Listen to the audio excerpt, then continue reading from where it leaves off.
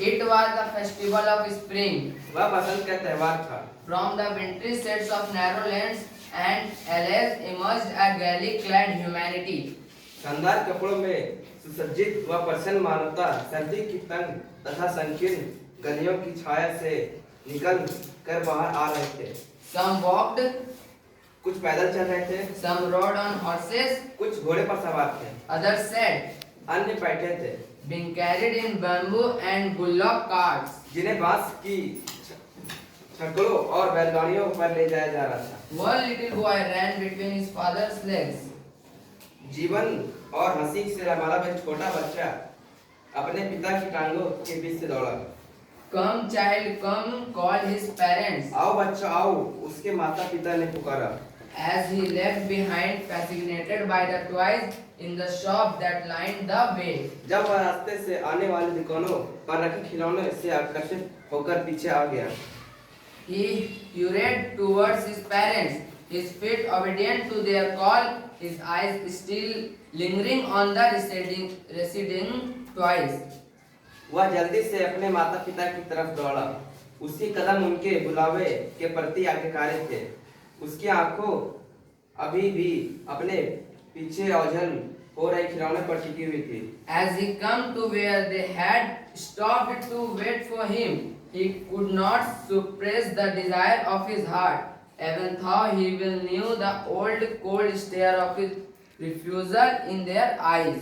जब वह वहां पहुंच जहां उसकी प्रतीक्षा में रुके थे, तो वह उसे अपने हृदय की इच्छा को दबा नहीं सका। यद्यपि वह उनकी आंखों की पुरानी ठंडी नजर जो कि इनकार भरी थी को अच्छी तरह जानता था। I want that toy, he pleaded. मुझे वह खिलौना चाहिए, उसने विनती की। His father looked at him red eyes. उसके पिता ने अपने चिर परिचित क्रूर अंदाज की उसकी तरफ देखा। In his familiar tyrant's way, his mother, melted by the free spirit of the day, was tender and giving him her finger to hold, said, "Look, child, what is before you." उसकी माँ, जिसका हृदय उस दिन स्वतंत्र भावना की अभिव्यक्ति था, कोमल हो गई और उसने अपनी अंगुली थामते हुए बोली, देखो बच्चों, तुम्हारे सामने क्या है।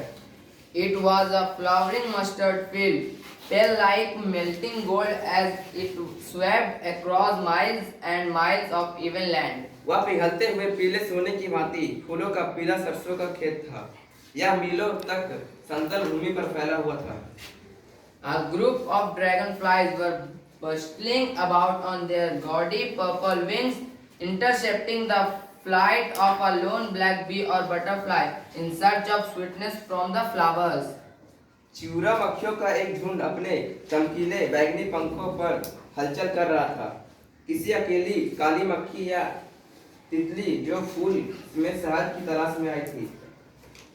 The child followed them in the air with his gaze till one of them would steal its wing and rest, and he would try to catch it.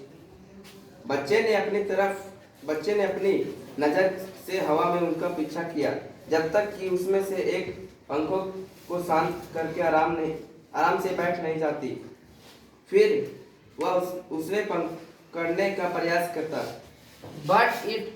But it would go fluttering, flapping up into the air.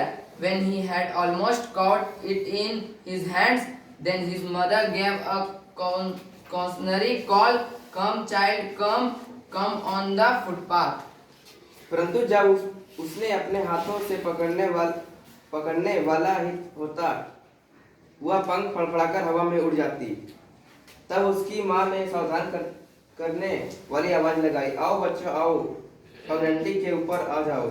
He ran towards his parents gaily and walked abreast of them for a while, being however soon left behind, attracted by the little insects and worms along the footpath that were teeming out from their hiding places to enjoy the sunshine.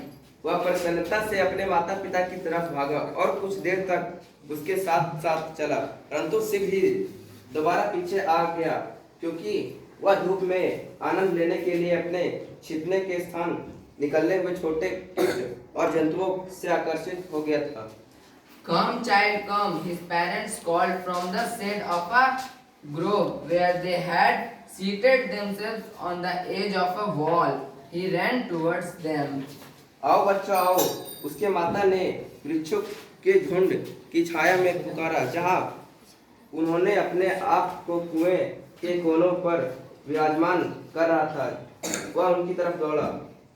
A shower of young flowers fell upon the child as he entered the grove, and forgetting his parents, he began to gather the raining petals in his hands. जैसे ही वह वृक्ष की झुंड में दाखिला हुआ, नन्हे फूल की बौछार बच्चे पर पड़ी और अपने माता पिता को भूलकर वह अपने हाथों में गिरी हुई फूल की पंखुड़ियों को इकट्ठा करने लगा। So, इसके बाद आंसर हो गया। बस। रुको